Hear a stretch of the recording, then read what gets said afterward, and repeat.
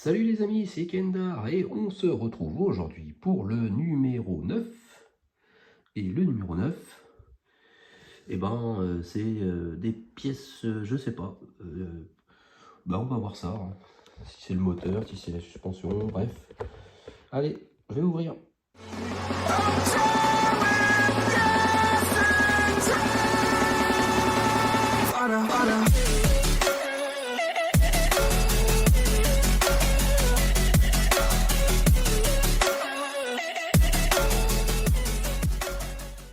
Alors, d'après ce que je vois, je pense que c'est plutôt au niveau de la suspension, parce qu'on voit des petits soufflets de cardan à moitié, des espèces de soufflets, et surtout, c'est tout en métal, donc il n'y a aucun intérêt que ça soit en métal pour le moteur, alors que par contre, pour la suspension ou la direction, il faut quelque chose d'un peu solide quand même.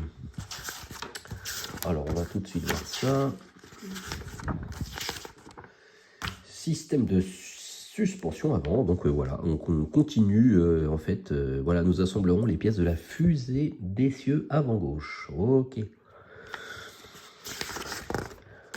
Alors on commence l'assemblage.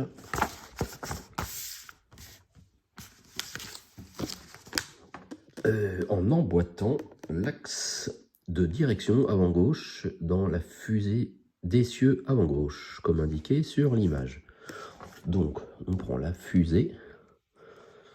Je vais mettre un peu de lumière. Voilà, on voit mieux que la fusée. Ok. Et on prend l'axe de direction comme ça. Donc, la fusée. Ok, on la tourne là pour voir ce trou là, le gros trou au milieu. Et hop, on enfonce ça dedans. Tac. Voilà, pour l'instant, ça, il n'y a rien de compliqué. Après, on prend voilà, le petit crochet, je sais pas comment ils appellent ça. Et en fait, on voit qu'ici, il y a deux trous, deux petits picots, quoi, en fait. Ça se met là. Voilà, et ça permet à ça, normalement, de bouger. Ouais, voilà, on voit que ça bouge. Ok, bon, on verra ça une fois que j'aurai fixé. Donc, on fixe ici et ici avec deux vis AM. Voilà, ça y est, j'ai vissé ça. Et là, du coup, on voit que ça bouge, quoi.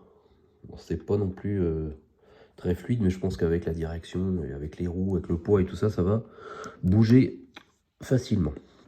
Donc ensuite, on place la languette du bras articulé gauche sur l'extrémité supérieure. Donc c'est cette pièce-là. Hop, on la tourne avec ça vers le bas. Et en fait, le trou ici, là, ça correspond en haut de la fusée. Hop, ici. Alors en plus, ah oui, il y a deux petits crans. Alors je sais pas. Oui, il faut peut-être que ça soit entre les deux. Qu'est-ce qu'ils disent? Fixer les pièces à l'aide d'une vis AIM. Ok, mais...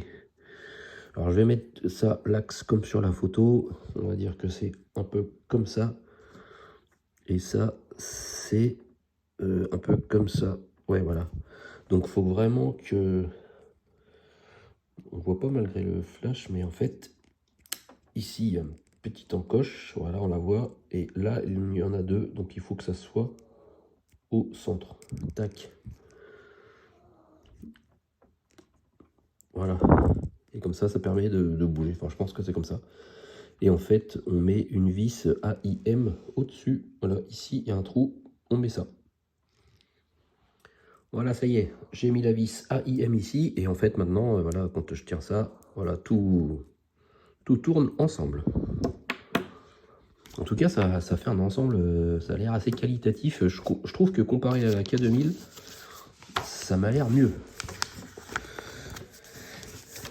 Alors ensuite, on utilise deux vis EM pour fixer la biellette de suspension gauche entre les deux languettes du support supérieur de la suspension gauche, dans la position indiquée sur l'image.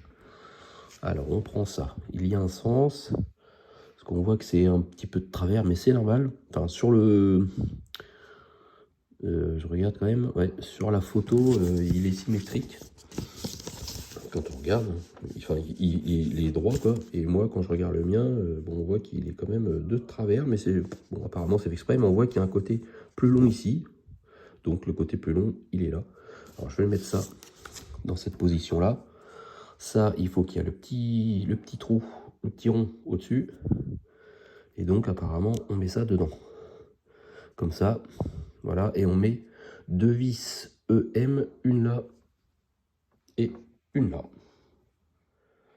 Voilà, ça y est, c'est vissé. Alors par contre, pour l'instant, j'ai vissé ça, mais ils disent pas s'il faut que ça bouge, parce que bah, vraiment, si je force, ça bouge, mais bon, voilà, c'est pas indiqué s'il faut que ça soit mobile. J'ai l'impression, parce que ça a l'air d'être mobile, mais bon, on verra bien une fois qu'on va avoir fixé ça en fait. Donc justement, ce qu'on vient de monter, on va le fixer sur cet ensemble-là. Alors sur le sommet du bras articulé gauche à l'aide d'une vis EM.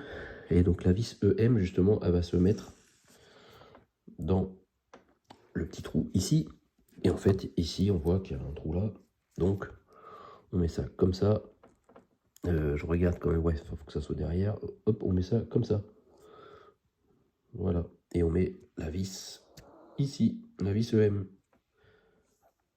Voilà, ça y est, c'est fixé. Alors là, pareil, ils disent pas s'il faut que ça soit mobile. Bon, je l'ai vissé, mais ça peut se bouger un petit peu. Mais c'est pas spécialement spécifié que ça doit être mobile.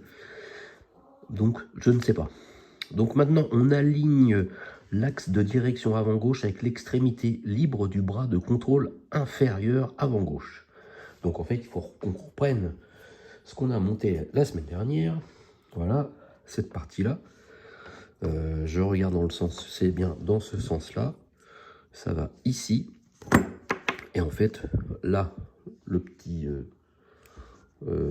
ce qui est mobile, alors je regarde, il faut que peut-être que je le mette dans le bon sens. Bah oui, c'est comme ça, ok, ça c'est un petit peu comme ça, bref.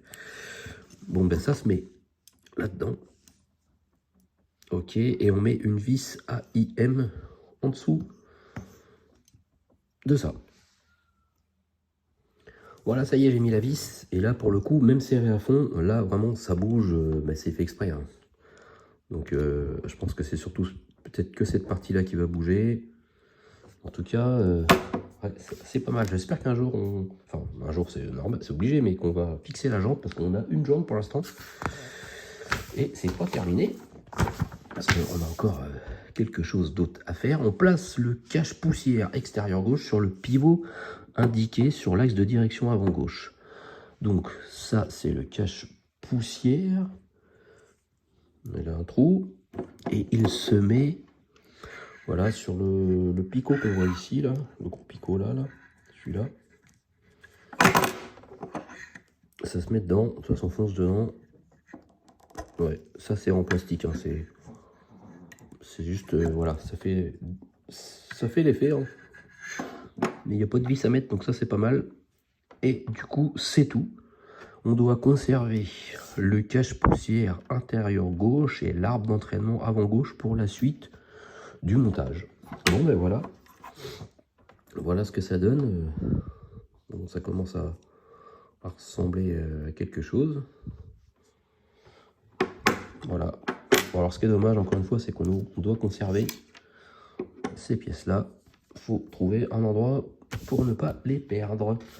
Bon mais voilà, ça y est, ça c'est fini pour le numéro 9. Et qu'est-ce qui nous attend pour le numéro 10 de la semaine prochaine?